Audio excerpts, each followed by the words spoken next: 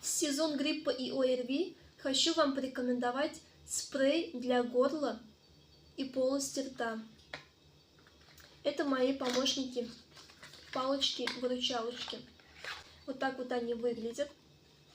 Такой спрей рекомендуется при ангине, тонзиллите, стоматит, зубной боли. И сезон гриппа и ОРВИ, сезон простуд. И как профилактическое средство. Состав полностью натуральный. В составе коллоидное серебро, перечная мята и ментол, депантенол, шалфей, лаванда и эвкалипт. Пользуюсь сама и рекомендую вам, чтобы вы не болели.